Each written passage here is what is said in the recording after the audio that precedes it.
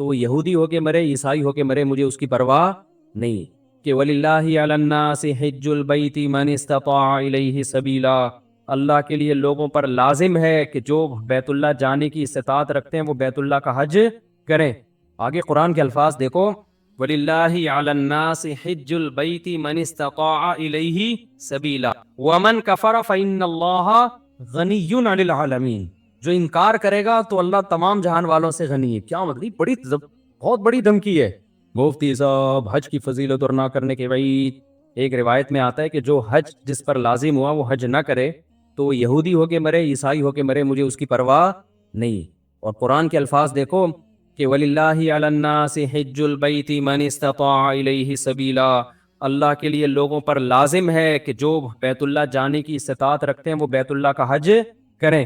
آگے قرآن کے الفاظ دیکھو، وَلِلَّهِ عَلَى النَّاسِ حِجُّ الْبَيْتِ مَنِ اسْتَطَاعَ إِلَيْهِ سَبِيلًا. آگے کیا الفاظ ہیں؟ وَمَنْ كَفَرَ فَإِنَّ اللَّهَ غَنِيٌّ عَنِ الْعَالَمِينَ. جو انکار کرے گا تو اللہ تمام جہان والوں سے غنی ہے. کیا مطلب؟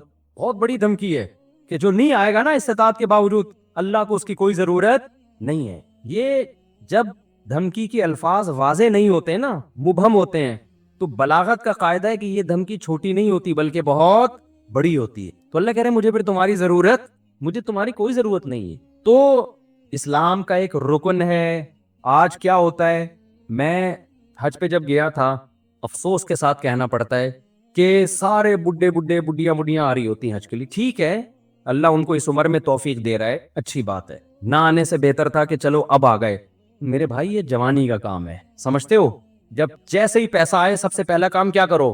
حج کرو. اس کو ڈیلے کرتے ہیں، سارے کاموں سے فارغ ہو کر، بچیوں کی شادیاں، اپنی بھی 4 ٹوٹل مکمل، سوری غلطی سے نکل گئی، اپنی بھی شادی ہو گئی. کچھ چیزیں میرے منہ سے غلطی سے نکل جاتی. اپنی بھی ایک شادی ہو گئی، اور پھر کیا ہے کہ وہ سارے بزنس سے فارغ ہو ہلا کے جب اب کرنے دھرنے کا کچھ بھی نہیں، اب بیٹھا ہوا ہے. کیا کریں یار، بوریت بہت ہو رہی. اور دخل بھی ساری قسطیں ختم ہو گئیں، دیکھ لیا کوئی نئی سیریز بھی نہیں آ رہی، وہ ڈرامہ چل رہا تھا وہ بھی ختم، نئی فلم بھی دیکھ لی. ٹھیک ہے نا، سب کچھ ہوا کہ کیا کریں یار. اب تو بیگم کو مشورہ تو چلیں حج پہ نہ چلیں. چلو ٹھیک ہے، کہاں چلتے ہیں؟ ٹھیک ہے بھائی، ہم جو بڑھاپے میں بھی جا رہے ہیں، ہم خدا نہ خواستہ ان کو برا نہیں کہہ رہے. نیکی تو جس عمر میں کی جائے، جب اللہ قبول کر رہا ہے تو ہم کون ہوتے ہیں. لیکن یار تم باقی تو سارے کام تم نے جوانی کے لیے رکھے ہوئے ہیں، حج تم مؤخر کر رہے ہو جب ارطغرل ڈرامے کی ساری قسطیں ختم ہو جائیں گی. بری بات ہے نا یہ. جب آپ اللہ کے حکم کو ویلیو نہیں دو گے تو اللہ آپ کو ویلیو دے گا. دیکھو حج آپ کی زندگی پلٹ دیتا ہے، تو زندگی پلٹنے کی ضرورت جوانی میں ہے. جوانی میں چینج ہو گئے، آگے خیر کا بہت زیادہ موقع ملے گا، بہت موقع ملے گا. در جوانی توبہ کردن شیوائے پیغمبری. جوانی میں توبہ کرنا کس کا کام ہے؟ پیغمبروں کا کام ہے. تو حج میں انسان بعض دفعہ زندگی چینج ہو جاتی ہے اس کی. جب وہ اللہ کے شاعر دیکھتا ہے نا، وہاں پہ کیسا لاکھوں کا مجمع منا سے، عرفات سے نکل کے مزدلفہ، چیونٹیوں کی طرح لوگ ہوتے ہیں. کیسی ایک اللہ کی نشانیاں نظر آتی ہیں وہاں پہ. کیسا دیوانوں کی طرح بیت اللہ کا طواف. بقرعید کے 3 دنوں میں جو طواف زیارت ہوتا ہے نا، اتنا رش پوری دنیا میں کہیں نہیں ہوتا.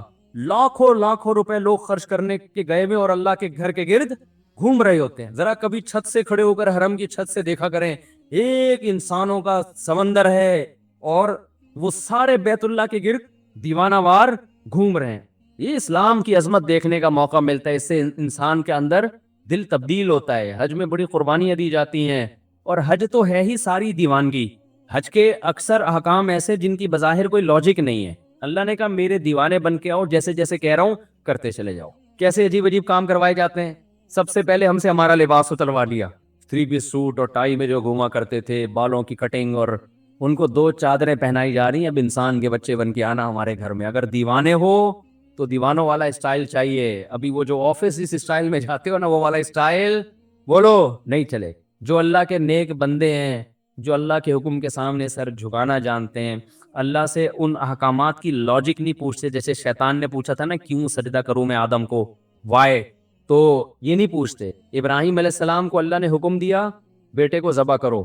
یہ حکم بظاہر زیادہ اللاجیکل تھا کہ معصوم بیٹے کی گردن کاٹنے کا حکم دیا جا رہا ہے. شیطان کو جو حکم دیا سجدہ کرو، یہ اتنا اللاجیکل نہیں تھا. لیکن شیطان نے کہا اس کی لاجک کیا ہے، میری سمجھ میں نہیں آ رہا. میں آگ سے بنا ہوں، یہ مٹی سے، میں کیوں سجدہ کروں. آدم علیہ السلام کو اس سے زیادہ عجیب حکم دیا کہ اپنے معصوم بیٹے کو اپنے ہاتھ سے کاٹ دیں، ذبح کر دیں. سوری، ابراہیم علیہ السلام کو. لیکن ابراہیم علیہ السلام نے اس کی لاجک بولو نہیں پوچھ، کہا بیٹا مجھے اللہ نے حکم دیا تجھے کاٹ دوں. بیٹے نے کہا جب اللہ کا حکم ہے تو بھائی ہم کیا کہہ سکتے ہیں، بھائی کاٹ دیں آپ، میرا گلا کاٹ دیں، ذبح کر دیں. تو حج ان احکامات کی بھی یادگار ہے. تو آپ جاتے ہیں حج پہ، وہاں آپ جانور ذبح کرتے ہو، آپ رمی کرتے ہو، وہاں شیطان نہیں ہے، وہ تو ایک نشانی ہے تین، لیکن آپ پتھر مارتے ہو، رمی کرتے ہو. کیوں؟ ابراہیم علیہ السلام نے یہاں شیطان کو کنکریاں ماری تھی جو آپ کو بہکا رہا تھا کہ اپنے بیٹے کو کیوں ذبح کر رہے ہو، کیا بگاڑا اس نے. ابراہیم علیہ السلام نے شیطان کو دلائل سے جواب نہیں دیا، پتھر اٹھا کے مارے. اللہ نے کہا تم جاؤ وہاں کنکریاں پھینکو. اب اے اللہ وہ تو ابراہیم علیہ السلام تھے، وہاں تو سچی مچی کا شیطان تھا، میں کیوں کنکریاں پھینکوں. تو اس کا مطلب جب آپ نے کیوں کر لیا تو آپ کس کی لسٹ میں آ گئے؟ شیطان کی. کیسا عجیب حکم ہے، جا کے 7 کنکریاں مارنی بھی ایسے ہیں. یا تو ہوتا نا وہ اٹھا کے مارو تو سمجھ میں آتا ہے، ایسے ایسے پھینکنی ہے جا کے. حاجی 10-15 لاکھ روپے یہ کرنے کے لیے جا رہا ہو، خرچ کرتا ہے یہ کام کرنے، ایک طوفان لوگوں کا کنکریاں مارنے کے لیے. کیوں؟ کس کا حکم ہے بھائی؟ اللہ کا حکم ہے، اللہ کا آرڈر ہے. لباس اتار لیا اپنا، کتنا مشکل کام ہے انسلا لباس پہننا، 3-4 دنوں میں دماغ ٹھکانے آ جاتا ہے. پھر جب ہم پہنتے ہیں نا اپنی شلوار قمیض، ایسا سکون ملتا ہے یار. میں جب حج کرنے گیا تو مینا میں تو 3 دن سویا نہیں احرام کی حالت میں نا، کیونکہ رش اتنا، بہت جتنا بھی وی آئی پی ہے جو ٹینشن ہوتی ہے. پھر مینا میں میرا بستر لگ گیا ایک صاحب کے ساتھ، وہ بغل مجھے دکھا رہے ہیں اپنی کہ دیکھ لے بھائی، یوں کر کے سو رہے ہیں ان کی بغلیں ماشاءاللہ. میں نے کہا یار اس کو اب کیا کرے آدمی، اس کو کیا کرے یار، یہ مجھے کیوں دکھا رہے ہو بھائی. نیند ہی نہیں آ رہی ہمیں اس ٹینشن سے کہ کسی کے پسینے کی اسمیل آ رہی ہے، کسی کی بغلیں کا مطالعہ کرنے کا موقع مل رہا ہے، اس کا کیا ہے. انسان کو گھن آتی ہے نا ان چیزوں سے. لیکن لا رفث ولا فسوق ولا جدال فی الحج، آپ کو چیخنے چلانے کی اجازت نہیں ہے کہ کیا کر رہا ہے، تجھے تمیز نہیں ہے حج کرنے کی. میں یہ بھی کہہ سکتا تھا نا ٹھڈا اڑو، یہ کیا مجھے بغل دکھا رہے ہیں، بازو نیچے کر. نہ اللہ کہتے ہیں یہ نہیں چلے گا وہاں پہ. اللہ کیوں نہیں چلے گا؟ اللہ کہیں گے کیوں کیا تو کس کی فہرست میں ہے؟ شیطان نے کیوں کیا تھا؟ نہیں جھگڑا وگڑا نہیں ہے، جو جیسا ہے برداشت. ٹریول ایجنسی آپ کے ساتھ ظلم زیادتی کر رہی ہے، چپ آ کے پھر کلاس لو ان کی. یہاں پہ ٹریول ایجنسیاں بڑی ہوشیار ہوتی ہیں، ان کو پتہ ہے آنے کے بعد کون پوچھتا ہے، ٹھیک ہے نا. تو جو ہوگا کیوں کی اجازت نہیں ہے، کیوں والا کام شیطان کا ہے. فلا رفث ولا فسوق ولا جدال فی الحج، کوئی گناہ نہیں کرنا، بد نظری نہیں. موقع بد نظری کے بہت ملیں گے. نہ یہاں آپ کو نظر اٹھانے کی اجازت نہیں ہے، وہاں بھی نہیں ہے، لیکن یہاں زیادہ گناہ ہے. اپنی بیوی سے بھی آپ ریلیشن قائم نہیں کر سکتے وہاں پہ احرام کی حالت میں، تو نامحرم سے کیسے آپ لذت حاصل کر سکتے ہو. تو پھر احرام کی چادریں بنوائی جا رہی ہیں، خوشبو لگانے پر پابندی، بال توڑنے پر پابندی، جوئیں مارنے پر پابندی. اب تو بڑا وی آئی پی حج ہو گیا. صحابہ کرام کے تو 1-2 مہینے کے احرام ہوتے تھے. حدیث میں آتا ہے بعض صحابہ کے سروں میں نا جوئیں گر رہی ہوتی تھی نیچے، ٹھیک ہے نا. قربانی کرو، حلق کراؤ. اب کیا کرنا ہے؟ اب طواف زیارت کرنی ہے. بقرعید کے 3 دنوں میں اللہ اتنا رش ہوتا ہے، ان 3 دنوں میں کیوں کا بول دیا تو کس کی لسٹ میں آ جاؤ گے؟ کیوں نہیں جاؤ طواف زیارت کرو. اتنی پبلک، 3 عظمت والے دن ہے نا، یہ ایام نہر عظمت والے دن ہے. پھر کیا کریں؟ طواف زیارت کر کے واپس آ جاؤ مینا. ابھی تو آئے تھے، اللہ نے کہا اب واپس جاؤ، جو میرا بندہ ہوگا وہ یہ کام کرے گا. آخر میں اینڈ کیا نکلتا ہے؟ پروٹوکول کیا ملتا ہے آپ کو؟ جب آپ نے اتنی قربانیاں دی، عرفات کا وقوف کیا آپ نے، عرفات میں لمبی دعائیں مانگنا سنت ہے، عرفات کا وقوف بھی کر لیا، قربانی بھی ہو گئی. اس کے صلے میں اب ہو سکتا تھا اللہ تعالیٰ حکم دیتا کہ اب میرے بندوں کو مفت کھجوریں بانٹی جائیں، میری طرف سے آرڈر ہے. نہ اللہ کہتے ہیں اب کیا ہوگا تمہارا ٹینٹ. جو تھوڑی بہت پرسنالٹی تھی بالوں کی وجہ سے، وہ بھی بولو جب وہاں سے آؤ گے سر چمک رہا ہوگا. لوگ کہیں گے یہ کیا ہو گیا، آپ جاتے ہوئے تو آپ ایسے اتنے حسین نہیں تھے. کچھ لوگ یہ شعر ایسا ہی، لیکن یہ بات خوب سمجھ لیں، حج یا عمرے میں حلق کرانا، ٹین کرانا ضروری نہیں ہے، قصر بھی کرا سکتے ہیں. ثواب 3 گنا زیادہ ہے حلق کرانے میں، سمجھتے ہو. لیکن قصر کرانا بھی کیا ہے، بال ایک پورے کے برابر چھوٹے کرنا بھی کیا ہے، جائز ہے. تو جو کام جائز ہوتا ہے اس پہ کسی کو ملامت نہیں کی جاتی. میں نے جب پہلی بار حج کیا، میرے اتنے بڑے بڑے بال تھے، میں نے ان بالوں کی قربانی دے کے ٹینڈ کرا لی. آپ کو پتہ ہے اتنے بڑے بال ہونے میں بڑا ٹائم لگتا ہے. ہم نے ٹینڈ کرائی، ہم نے کہا یار یہ سنت ایک دفعہ ہم زندہ کریں گے، حلق کی سنت. ٹینڈ کرا لی ہم نے، عمرے میں بھی ٹینڈ کرائی، حج میں بھی ٹینڈ کرائی. دوبارہ میں عمرے پر گیا، میں نے ٹینڈ نہیں کرائی، میں نے قصر کرا لیا. میں نے کہا چلو حلق کی سنت زندہ کر دی ایک دفعہ، اب ہم قصر کرا لیتے ہیں تاکہ گھر میں تھوڑی سی عزت ہو ہماری. اسی کی وجہ سے تھوڑی سی عزت گھر میں شادی شدہ آدمی کی کہاں کیا عزت ہوتی ہے آپ کو پتہ، تھوڑی سی بالوں کی وجہ سے عزت رہ گئی ہے. وہ بھی ٹینڈ کرا لی تو ختم ہو جائے گی, دہشت گردی کا جڑ سے خاتمہ ہو جائے گا. تو تھوڑی سی تو دہشت رہے نا, جڑ سے تھوڑی خاتمہ کرنا ہے دہشت گردی. خیر بہرحال ثواب حلق میں ہی زیادہ ہے, ٹنڈ کرانے میں ہی زیادہ ہے. لیکن میں نے کہا اب میں عمرہ کرتا ہوں تو حلق کراؤں گا, تو قصر کراؤں گا. قصر کرا لیا. جہاز میں لوگ تانے دے رہے تھے مجھے, یار آپ مولانا ہو, آپ نے عمرہ کیا ٹنڈی, یہ کیسا عمرہ ہے, یہ کیسا عمرہ ہے. تو یہ پھر شرعی حدود سے کیا ہے, زیادتی. جب اللہ نے اجازت دی ہے تو آپ کو ملامت کرنے کا حق. میں نے کہا اب تو میں قصر ہی کراؤں گا, کیونکہ آپ کو اعتراض کیوں ہو رہا ہے اس پہ, میری مرضی. تو اللہ سے آگے نکلنے کی کوشش نہ کریں.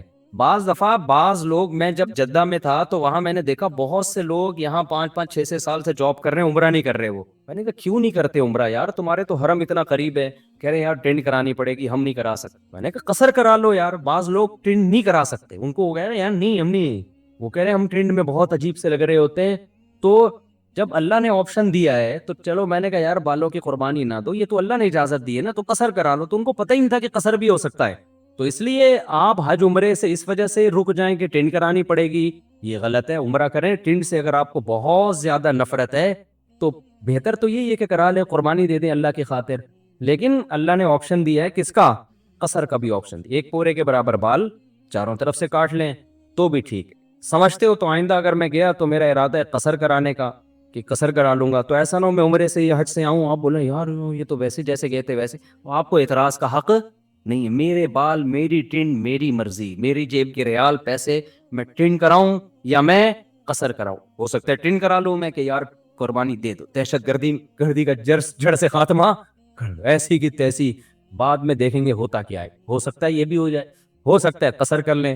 تو اپنے کسی کے ذاتی معاملات میں دخل انداز, کیونکہ میں پہلے جب عمرہ کیا نا, لوگ مجھے ہر آدمی یہ کیسا عمرہ ہے یار, آپ کے تو سر پہ اسی طرح بال لٹک رہے ہیں, یہ کیسا عمرہ ہے یار, یہ کیسا عمرہ ہے یار.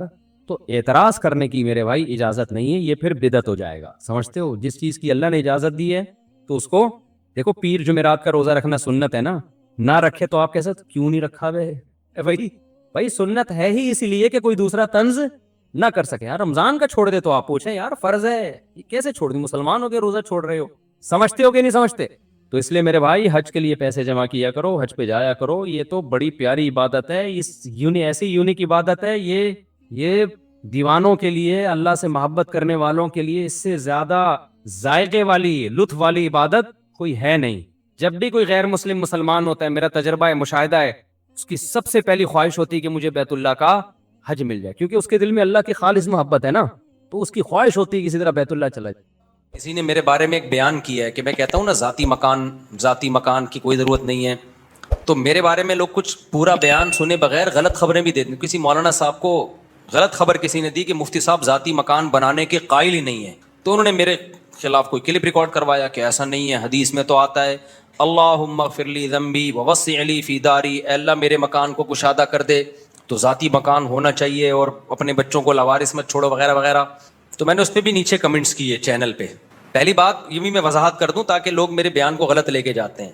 آج غربت مہنگائی کی وجہ سے کرایہ دینے کے پیسے ہیں نہیں, اور ہوس کس کی رکھی ہوئی ہے, ذاتی مکان کی. بھائی جس کے پاس بہت پیسہ ہو, خوب کھا رہا ہو اور خوب پی رہا ہو, ساری ضرورتیں بیسک پوری ہو گئیں, تو 1.5-2 کروڑ کا مکان بھی خرید لے, کس نے منع کیا اس کو؟ اس کے لیے تو کوئی حیثیت نہیں ہے. میں ایک درمیانے طبقے کی بات کر رہا ہوں کہ تم مکان جب بنانا شروع کرو گے تو کیا آج بن جائے گا؟ اپنی تنخواہ سے پیسے جوڑو گے, اپنے کھانوں پہ پابندی لگاؤ گے, بچوں کی تعلیم کو روکنا پڑے گا تمہیں, اچھی تعلیم نہیں دے پاؤ گے تم ان کو, اور پھر 20-30 سال میں پیسہ جمع کر کے اپنا مکان بناؤ گے. تو کیا کرنا ہے اپنے کا؟ رہ کتنے دن گئے؟ 5-6 سال رہ گئے نکلنے میں. تو جہاں پوری زندگی کرائے میں گزار دی, 5-6 سال اور گزار لیتے. کون سا تیر مار لیا آپ نے؟ میں ان لوگوں کو منع کرتا ہوں یہ دیواروں اینٹوں سے دل مت لگاؤ. اور اپنا تو فضول قسم کی اپنا ہوتا ہی نہیں ہے. مکان اپنا اس کا ہوگا جو قبر میں اپنے ساتھ لے کے جائے. سمجھ رہے ہو کہ نہیں سمجھ رہے؟ مکان اس کا اپنا ہوتا ہے جو قبر میں ساتھ لے کے جائے. اپنا کس کا ہوتا ہے بھائی؟ جتنا بھی سریا ڈال دو دیواروں میں, اپنی ہڈیوں میں کیلشیم آپ بڑھا نہیں سکتے. ہڈیوں تو روزانہ گل رہی ہیں. لوگ فخر کرتے ہیں نا میں نے اتنا سریا ڈالا اس میں. بھائی تو نے اس میں تو ڈال دیا جس میں تو نے رہنا ہے. جو رہنے والا ہے اس کا سریا تو روزانہ زنگ پکڑ رہا ہے.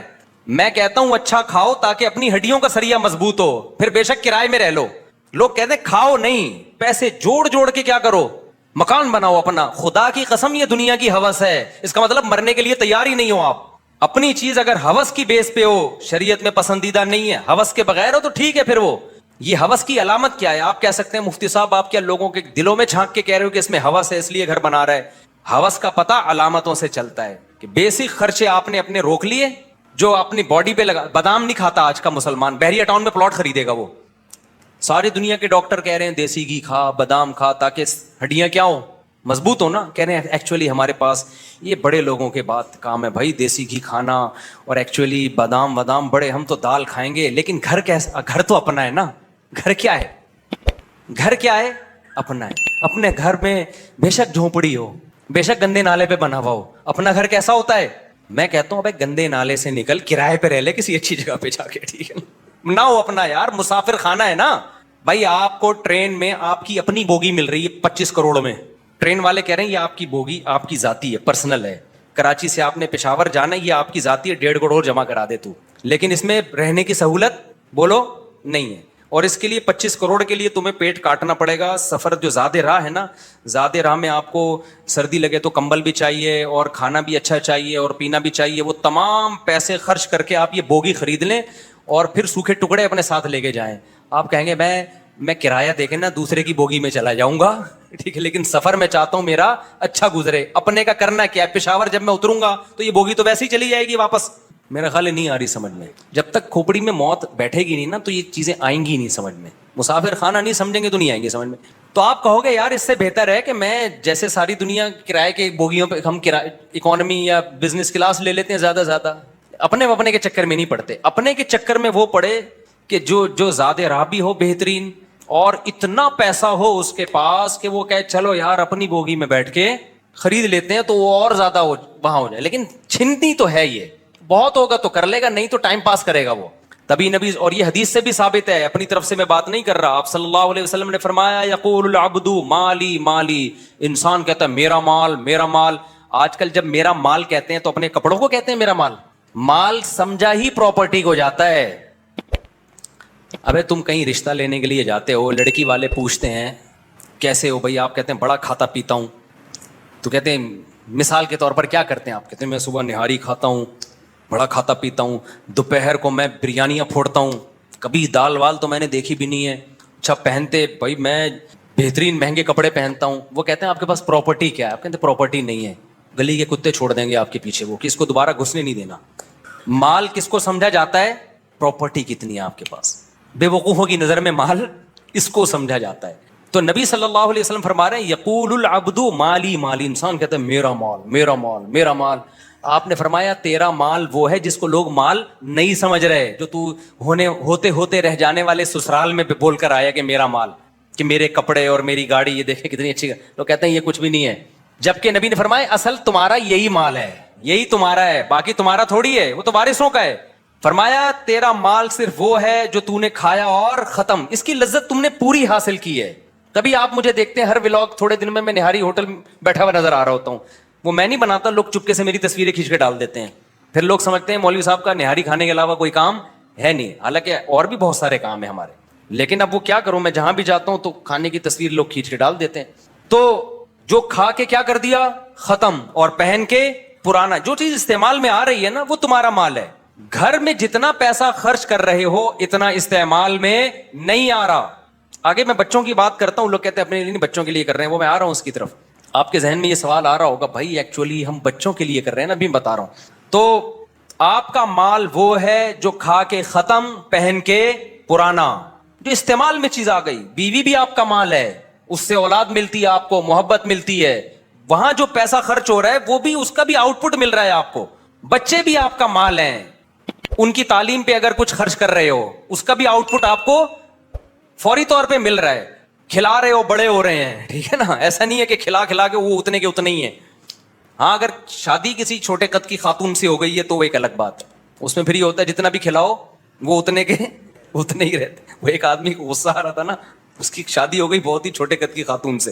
اب وہ بچوں کو وہ عورت کہہ رہی ہے کہ بچوں کھا لو بڑے ہو جاؤ گے جلدی, بیٹے جیسے مائیں کہتی ہے نا بیٹا کھا لو, وہ جل کے کہتا ہے یہ بڑے نہیں ہوں گے, کہتا ہے یہ بڑے نہیں ہوں. اس کو غصہ آ رہا تھا کہ یار سب کے بچے اتنی اسپیڈ سے. پھر کہتا ہے ان کے ساتھ کے پودے لایا تھا وہ بڑے ہو گئے یہ اتنے کے اتنے. اچھا خیر, تو بعض دفعہ باپ بھی ٹھیک چھوٹا ہوتا ہے تو بچے باپ پہ چلے جاتے ہیں. تو اس لیے میں خواتین کی توہین مقصد نہیں ہے, لطیفے کو لطیفہ ہی سمجھا کرو. خواتین نے نیگیٹو کمنٹس کیے ہوئے ہوتے ہیں. اچھا خیر. تو نبی نے فرمایا جو کھا کے ختم کر دیا پہن کے پرانا, وہ استعمال میں آ گیا, اس پہ جتنا پیسہ لگا ہے وہ استعمال ہو گیا. پراپرٹی پہ پیسہ لگتا ہے کروڑوں, استعمال کتنا ہوا اتنا ہی جتنا کرایہ دار کرایہ دے کے استعمال کر رہا ہے, ٹھیک ہے نا. اس کے لاکھوں لگے, فائدے اس نے بھی وہی اٹھائے, آپ نے بھی. صرف فرق اتنا ہے کہ شو مارنے کے کام نہیں آیا, آپ نے کروڑوں میں شو مار لی کہ یہ دیوار کس کی ہے, میری. تو بے وقوفوں کی نظر میں مقام بڑھ جائے گا. تو بے وقوفوں کی نظر میں تو اور بھی بہت سارے الٹے کام ہیں جس کے کرنے سے عزت بڑھتی ہے. عقل مندوں کی نظر میں اس سے عزت نہیں بڑھتی. عقل مند کہے گا اتنا پیسہ بزنس میں لگا دیتا, پراپرٹی خریدتا بیچنے کی نیت سے, کاروبار کر لیتا. جب تیرے پاس اتنے پیسے تھے تو مکان ہی خرید لیتا, کس نیت سے, قیمت بڑھے گی تو بیچوں گا. سمجھ میں آ رہی ہے بات کہ نہیں آ رہی؟ ہاں میں پھر بار بار کہتا ہوں, بہت پیسہ کسی کو اللہ نے دے دیا کہ ساری ضرورتیں پوری ہو گئی تو چلو ٹھیک ہے, اس کا بھی کچھ فائدہ ہے کہ اپنا مکان ہوتا ہے تو تھوڑی سہولت ہو جاتی ہے انسان کو اس میں. لیکن آج لوگ اتنی لفٹ نہیں کرا رہے مکان کو, اس سے زیادہ لفٹ کرا رہے ہیں. اتنی تو ہم بھی مانتے ہیں یار, ٹھیک ہے بہت اللہ نے پیسہ دیا. اب ڈیفینس میں جو لوگ رہ رہے ہیں اپنے مکان میں, تو ان کے پاس پیسہ اتنا ہے کہ وہ ڈیفینس میں بھی خرید سکتے ہیں, وہ ہر جگہ خرید سکتے ہیں, وہ رہ لیں بھائی اپنے مکان میں. ایک درمیانے درجے کا آدمی جس کی 40-50 ہزار تنخواہ ہے, 60 ہزار تنخواہ یا 1.5 لاکھ تنخواہ ہے, وہ اپنے مکان بنانے کا سوچے گا تو سوچنے میں پاگل ہو جائے گا. تو چھوڑو, یہی دیواریں اینٹیں کسی بیوقوف نے مکان بنایا ہے, کرایہ دے کے اس کا استعمال کر لو مکان. دنیا میں بیوقوفی کی کمی, میں ان کو بیوقوف کہہ رہا ہوں جن کی محدود آمدن میں بنا لیا انہوں نے اور مر گئے, ٹھیک ہے نا. جس کا بہت ہے وہ بنا لے بھائی, اس کو وہ تو بلکہ بنائے, ہم تو کہتے ہیں بنا لو یار. باقی یہ جو بچوں کا مسئلہ ہے نا کہ میں اصل میں ایکچولی اپنے لیے نہیں بنا رہا, میں کس کے لیے بنا رہا ہوں, بچوں کے لیے. تو یہ باتیں بھی اس پہ سوٹ کرتی ہیں جس کی آمدن بہت زیادہ ہو, بہت زیادہ آمدن ہے, وہ اپنے بچوں کے لیے بنائے. بلکہ پھر ترغیب ہے, حدیث میں آتا ہے اپنے بچوں کو لوارث مت چھوڑو, تو ان کو میں منع نہیں کرتا مکان بنانے سے. بہت زیادہ آمدن ہے, بچوں کو کھلا بھی دیا, پلا بھی دیا, کھا بھی لیا, اور تعلیم بھی اچھی ہو گئی, اب صدقے خیرات بھی خوب ہو گئے. یہ بھی تو آخرت کے لیے بھی تو ذخیرہ کرنا ہے نا. خوب صدقہ خیرات بھی ہو گیا, پھر بھی بچ رہا ہے تو چلو یار سب بچوں کے لیے ایک ایک پلاٹ لے کے ڈال دو, یا ایک گھر بنا دو کہ ہمارے مرنے کے بعد ان کے پاس کوئی پراپرٹی ہوگی, کیونکہ پراپرٹی کی قیمتیں بڑھتی ہیں. سونا لے کے ڈال دو, سونے کے بجائے پراپرٹی لے کے ڈال دو, مکان بنا کے دے دو ان کو, ٹھیک ہے. درمیانے درجے کا آدمی یہ بھی نہ کرے. وجہ اس کی یہ ہے کہ جب آپ ٹینشن لوگے نا تو آپ کی اپنا پیٹ کاٹنا پڑے گا. آپ کو اپنا پیٹ کاٹو گے تو پھر ہوگا کیا, بڑے پیٹ کاٹ کے جب بچوں کو بناؤ گے تو آپ کے مرنے کے بعد آپ کہو گے میں نے بچوں کو ٹھکانہ دے دیا, تو ہوگا یہ کہ تھوڑے دنوں میں بچوں کو یہ خیال آنا شروع ہو جائے گا کہ ہم نے اپنے بچوں کے لیے کیا کیا ہے. کیونکہ بچے بڑے ہوں گے, شادیاں ہوں گی ان کی, فوراً ہی تھوڑے, یہ زیادہ ٹائم نہیں لگتا اس میں, 4 سال 5 سال کی سہولت ہے ان کی. اس کے بعد ان کو یہ خیال آئے گا کہ میرے ابا نے مکان بنانے کی فکر کی تھی, ایک خواب دیکھا تھا جب وہ بچے تھے, اور الحمدللہ 75 سال کی عمر میں انہوں نے بنا دیا. ٹینشن لی 75 سال تک, نہ صحیح کھا سکے نہ پی سکے, تاکہ ہم روڈ پہ نہ آئیں. اب ہم نے اپنی یہ نسلوں کی فکر کرنی ہے. پہلے دن سے وہ ابا کے نقش قدم پہ چلے گا, نہ وہ کچھ کھا سکے گا نہ وہ کچھ پی سکے گا. اور 75 سال میں, یعنی آپ تو اس لیے ان کو مکان دے کر گئے تھے تاکہ ٹینشن فری زندگی ہو. ٹینشن فری ان کی بھی نہیں ہوگی, بلکہ آپ نے ٹینشن پارسل کی, آگے وہ ٹینشن اولاد کو پارسل کریں گے, اولاد کو پارسل کرے گی. میری تو اب اللہ نے مجھے اچھی خوشحال بنا دیا. جب درمیانے درجے کی آمدن تھی نا, غریب تو میں کبھی بھی رہا ہی نہیں الحمدللہ, تو میری جب درمیانے درجے کی آمدن تھی تو مجھے میرے گھر میری خالہ آئی, مجھے کہہ رہی کہ کیا شادیوں پہ پیسے خرچ کر رہا ہے, ذاتی مکان بنا تو اپنا, تیرے 2 گھر ہیں, تیرے بچے ہیں. میں تیسری پہ لگا رہا تھا, میں نے کہا جو پیسہ آئے گا اب تیسری شادی کریں گے. انہوں نے کہا بچے ہیں, بچوں کی فکر کر. میں نے کہا اپنی خالہ سے کہا اللہ ان کی عمر میں برکت دے, بوڑھی ہو گئی, کافی ایجڈ ہو گئی ہیں, اللہ ان کی اور بڑی ماشاءاللہ عبادت گزار ہیں. تو میں نے ان سے کہا دیکھیں میرے والد صاحب, میں اپنے والد صاحب کا بچہ ہوں, میرے والد صاحب نے میری فکر میں مکان بنایا, اب میں بھی والد صاحب کے دنیا سے جاتے ہی مکان کی فکر میں لگ جاؤں تو اس کا مطلب میرے والد صاحب کی محنت کا مجھے کوئی فائدہ ہوا ہی نہیں. تو میں چاہتا ہوں اپنے بچوں کے بجائے نا پہلے اپنے ماں باپ کے بچوں کی فکر کروں, یعنی اپنی. نہیں آئی میرا خیال ہے بات سمجھ, میرا خیال ہے بات کھوپڑی شریف میں. بھائی میں چاہتا ہوں اپنے والد کے ویژن کو مکمل کروں. میرے والد کا ویژن یہ تھا کہ بچوں کو مکان کی ٹینشن نہ, وہ میں نے بنا دیا ہے. اب میں مکان کی ٹینشن نہیں لوں گا. نہیں آئی بات, کیونکہ میں اگر ٹینشن لوں چاہے اپنے لیے چاہے اپنے بچوں کے لیے چاہے گھر والوں کے لیے تو اس کا مطلب میں ٹینشن فری تو نہیں ہوں نا. تو میرے ابا کی ساری زندگی کی محنت کیا ہو گئی؟ برباد. میں نہیں چاہتا میرے ابا کے بچوں کا برا ہو. سمجھ میں آئی؟ بہت ٹیکنیکل ٹپیکل قسم کی بات ہے, کبھی تنہائی میں بیٹھ کے غور کیجیے گا کیا کہہ گیا. میں نے کہا مجھے اپنے بچوں سے زیادہ اپنے باپ سے محبت ہے, میں اپنے باپ کے بچوں کی فکر کر رہا ہوں, اور باپ کے بچوں سے مراد کون ہے؟ میں چاہتا ہوں میرے ابا نے میرے لیے ٹینشنیں اٹھائی ہیں تو میں ٹینشن فری زندگی گزاروں. تو میں بھی اگر ٹینشن تو ٹینشن ہے نا, چاہے اپنی ہو چاہے بچوں کی ہو. میں نے کہا بھائی اللہ پہ توکل کرو, نکاح بھی کرو, بچے بھی پیدا کرو, جو ہے کھلاؤ پلاؤ, دینے والا کون ہے؟ اللہ ہے, دے دے گا. میں نے کہا کبھی زندگی میں اتنا پیسہ آ گیا پراپرٹی بنا لی تو بنا لیں گے, نہیں بنائی تو کوئی بات نہیں بھائی. اچھا ہمارے ابا نے ہمارے لیے جو پراپرٹی بنائی تھوڑے دنوں میں بک گئی, وہ ہمارے کام تھوڑی آئی ہے, فوراً بک جاتی ہے. وہ آپ کو بک کے کام آ گئی نا بھائی. ابا جب دنیا سے گئے, اللہ ان کی مغفرت کرے, تو ہماری شادیاں ہو گئیں, گھر بڑا ہو گیا, تو اب نہیں رہ سکتے تھے نا, تو سب الگ الگ ہو گئے, مکان بک گیا. تو جو ابا کی خواہش ہوتی ہے نا ان کو چھت ملے, چھت تو ویسے بھی نہیں ملتی, سب بچے بیچ, ورنہ تو وہیں رہ رہے ہوتے جہاں آدم علیہ السلام رہتے تھے. آدم علیہ السلام کے بچے بڑے ہوتے گئے, چھتیں بھی بکی ہیں, پورے شہر ہی چینج ہو گئے, کون کوئی کہاں رہتا ہے کوئی کہاں, ملک کے ملک آباد ہو گئے. تو اس لیے اتنی ٹینشن لینے کا نہیں ہے. بچہ جب آتا ہے تو 2 ہاتھ اور 2 پاؤں لے کے آتا ہے, وہ اس 2 ہاتھ اور 2 پاؤں سے اپنا انتظام خود کرے گا. آپ کے پاس بہت ہے تو کر کے جاؤ, نہیں ہے تو ٹینشن مت لو. اللہ نے لنگڑا لولا تھوڑی پیدا کیا اس کو. بھائی بچے کو جب پیدا اللہ میاں کرتے ہیں تو خالی پیٹ ہوتا ہے, یہ ہاتھ پاؤں بھی ہوتے ہیں, تو اللہ بتاتا ہے کہ خود بھی کرنا ہے تو نے کچھ. اس لیے بچوں کی زیادہ ٹینشن نہ لیا کرو. 2 ہاتھ اور 2 پاؤں اللہ نے دیے اس لیے کہ جیسے تجھے 2 ہاتھ اور پاؤں دیے نا, تو اپنے لیے بچوں کے لیے گھر بنا رہے, تو اس کو بھی میں نے دیے ہیں, یہ خود بھی تو کچھ کرے گا. ساری ٹینشن ماں باپ نے اٹھائی ہوئی ہے. تو ہم نے بھائی ٹینشن ایک ہی لینی ہے آخرت کی, اس کے علاوہ ٹینشن لینے کا نہیں ہے. غریبی میں اللہ کی طرف سے نعمتیں آ رہی ہیں تو استعمال کرتے جاؤ, استعمال کر, دل لگانے کی بالکل بھی ضرورت نہیں. سمجھتے ہو کہ نہیں سمجھتے؟ تو اب بات کو جلدی سے سمیٹ کے ختم کرتا ہوں. امام شافعی کا شعر تو مکمل کروں گا نا. تو اضافی پیسہ دیا ہے نا بہت تو پھر بنا لو, بلکہ اس سے بھی میں آگے بڑھ کے کہتا ہوں پھر بھی ایک حد تک بناؤ نا. ایک بنا دیا بس اب بھول جاؤ پھر, اور پھر بچوں میں کوئی قابلیت پیدا کرنے کی کوشش کرو. اچھا میرے والد صاحب کا جب گھر بکا تو جو وراثت کے پیسے ملے نا وہ بھی ڈبو دیے ہم نے الحمدللہ.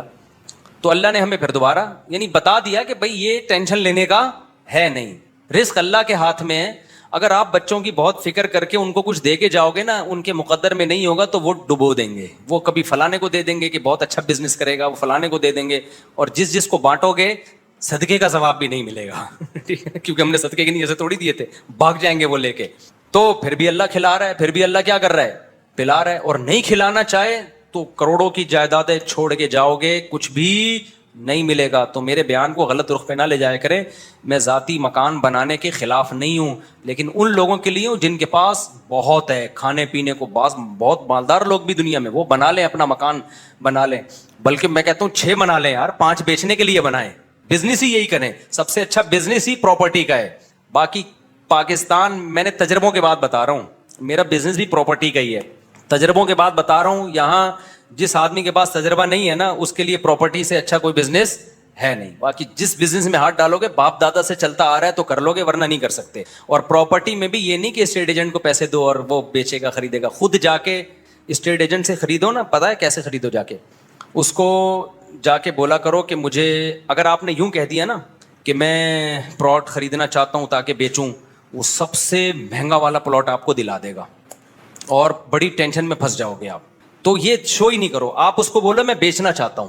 تجربوں سے, میرے تجربے دیکھو نا, آپ کہو کہ یار اس علاقے میں میرا ایک پلاٹ ہے میں بیچنا چاہتا ہوں, تھوڑا سا توریہ کر لو, کتنے تک کا بکے گا. وہ ایسی تھکی ہوئی قیمت بتائے گا نا, سڑی ہوئی ایسی تھکی ہوئی قیمت بتائے گا کہ آپ کا خون کے آنسو رونے کا دل کرے گا. پھر آپ اس سے بولو کہ اچھا یہ قیمت ہے اس کی, یعنی یہ اتنے, تو آپ کہو کہ ایکچولی مجھے اس قیمت پہ تو دلا دے یار.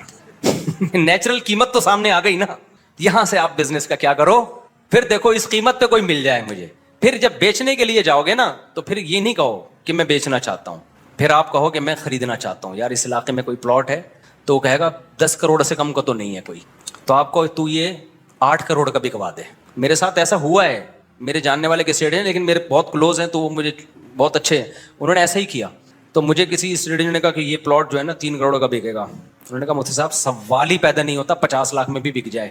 اسٹیٹ ایجنٹ کو فون گھمایا کہ یہ کتنے کا پلاٹ بکے گا, اس نے کہا 3 کروڑ میں. تو اس نے کہا ایسا کر کہ 60 میں بکوا دے. ٹھیک ہے نا, کچھ ایسے اتنی ہلکی قیمت لگائی, کچھ بھی نہیں ہوا, کوئی جواب ہی نہیں آیا. سوری, کتنے کا میں خریدوں گا, یعنی مجھے کتنے کا ملے گا؟ اس نے کہا 3 کروڑ میں. اس نے کہا 3 کروڑ میں ملے گا نا.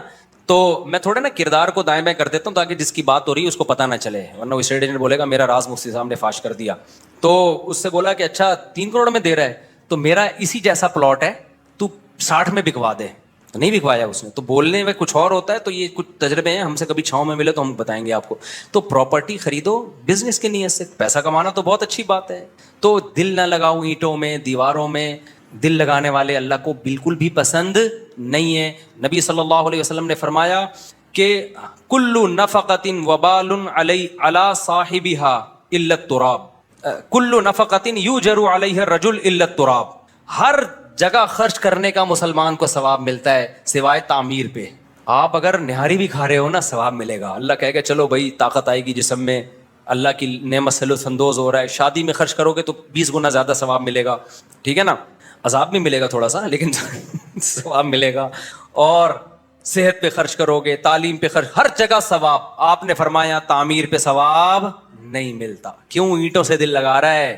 اس لیے علماء نے اس حدیث کی تشریح میں لکھا ہے کہ ضرورت کی تعمیر ہو تو ٹھیک ہے. واقعی آپ کو ضرورت ہے یار گھر میں تھوڑا سا یہ کمرہ توڑ کے یہ والا بھی بنا دیں, بچے زیادہ ہو گئے ہیں, چھوٹا پڑ رہا ہے, تو جہاں تک ضرورت ہوگی ٹھیک ہے. لیکن بلڈنگیں بنانا, ان میں دل لگانا اور عالی شان محل بنانا, اور جناب یہ اتنا بڑا پیلس بنا دیا, یہ احمق اور بے وقوف لوگوں کے نہیں کہہ سکتا, کیونکہ بہت سے لوگ پیلس والے بھی میرا بیان سن رہے ہوتے ہیں, لیکن بہرحال یہ کام اچھا نہیں ہے. تو کوئی دل لگانے کی جگہ نہیں ہے. تو مسافر خانے کی طرح رہا کرو. ایک آخری بات کر کے اپنے بیان کو ختم کرتا ہوں. امام شافعی کا شعر پھر کسی اور وقت میں اس کی تشریح کروں گا, وقت چونکہ مکمل ہو گیا ہے. نماز کے بعد سوال جواب کا سیشن ہوگا نا, تو اگر موقع ملا تو اس میں کر دوں گا, بلکہ کر دوں گا لازمی, تاکہ کیونکہ شعر بہت ضروری ہے, لیکن 5-10 منٹ میں کروں گا. وہ میں نے ایک لطیفہ سنایا تھا نا اپنا, میری 2 شادیاں تھیں, تو ایک اسٹیٹ ایجنٹ نے مجھ سے کہا کہ یار آپ پہ بڑا ترس آتا ہے, ایک دن آپ گلشن اقبال میں, ایک دن وہ موڑی پور میں. تو میں نے اس کو کہا ترس تو مجھے آپ پر آتا ہے کہ ایک دن یہاں, دوسرے دن بھی وہاں, تیسرے دن بھی وہاں. 10 سال ہو گئے, 25 سال ہو گئے, 50 سال ہو گئے, قابل ترس تو آپ ہو یار. ہم تو ایک دن یہاں, دوسرے دن وہاں. تو اس طرح نا ان دنوں میں چونکہ رواج نہیں ہے نا ہماری, اب تو لوگ پھر بھی تھوڑا سا مانوس ہو گئے, تو ہر طرح کے لوگ مجھ پہ اعتراض کرتے تھے. بہت سے لوگوں نے مجھ پہ اعتراض کیا, انہوں نے کہا یار یہ کتنی ٹینشن والی زندگی ہے, انسان کا ٹھکانہ تو ایک ہونا چاہیے نا, یہ کیا ہے کہ ایک دن یہ ایک دن وہاں. لیکن ایک مولانا صاحب مجھ سے ملے, انہوں نے کہا یار مسلمان کی زندگی ایسے ہی ہوتی ہے, یہ جو ہے نا ایک جگہ ٹھکانہ ہے آپ کا اور یہی آپ کا بستر ہے. تو انہوں نے کہا کہ مجھے آپ کے عمل کو دیکھ کے لگتا ہے کہ یہ دنیا واقعی مسافر خانہ ہے. مسلمان کا کوئی ٹھکانہ ہوتا ہی نہیں ہے, کوئی گھر ور ہوتا ہی نہیں ہے. بھائی آج میں وہاں جا رہا ہوں اس لیے کہ وہاں کی باری ہے, گھر تو نہ یہ ہے نہ وہ گھر ہوتا تو کل بھی وہیں جاتا نا. آج وہاں سے ہٹ کے کہاں جا رہے ہیں, وہاں جا رہے ہیں, وہ باری. ہمارا کوئی ٹھکانہ بولو ہے ہی نہیں. ورنہ لوگوں کو اپنے ٹھکانوں سے محبت ہوتی ہے, کمروں سے محبت. بیٹھ حضرت جی کو اس بستر کے علاوہ کہیں نیند ہی نہیں آتی ہے. مرنے سے پہلے حضرت جی اس بستر کو دیکھ رہے ہوتے ہیں. میں تو کسی بھی بستر کو نہیں دیکھ رہا ہوں گا.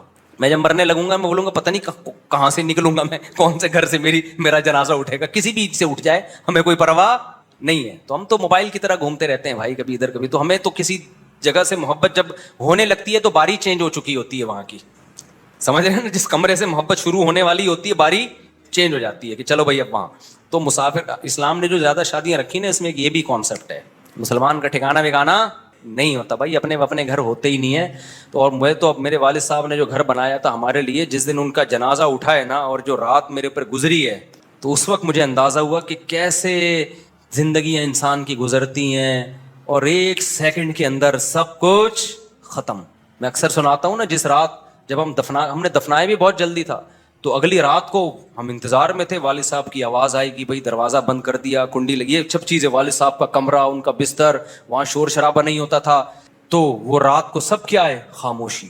یعنی ایک رات پہلے آواز آ رہی ہے, بھائی کنڈی لگا دو. والد صاحب کرتے تھے نا ایسے, ہم والد صاحب کے کمرے میں جاتے ہوئے ڈرتے, بھائی ان کا سونے کا روم ہے, کیونکہ فوجی تھے, فوج سے ریٹائر ہوئے تھے, ان کے سونے اٹھنے کی ٹائمنگ تھی.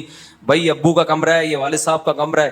جب اگلی رات آئی ہے نا, وہ والد صاحب قبر میں تھے, تو نہ کوئی کنڈی لگانے کا کہہ رہا ہے, نہ کوئی جناب یہ کہہ رہا ہے کہ رات دیر سے کیوں گھر آ رہے ہو, جلدی کیوں گھر آ رہے ہو. پھر یہ والد صاحب کا بستر ہے, 20 سال سے ہم وہ بستر دیکھ رہے تھے.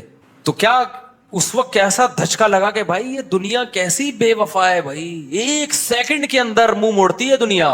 کیونکہ اٹیک ہوا تھا, فوراً ڈیتھ ہوئی ہے نا, ایک سیکنڈ کے اندر دنیا منہ موڑ کے جاتی ہے. اور آپ کہہ رہے ہو کہ یہ اس بات کی ٹینشن لے رہے ہو کہ مریخ پہ ہمارا پلاٹ کیوں نہیں. تو اگر مسافر خانہ سمجھو گے تو اپنے اس زمین پہ آپ کی پراپرٹی کیوں نہیں ہے اس کی بھی ٹینشن نہیں ہوگی.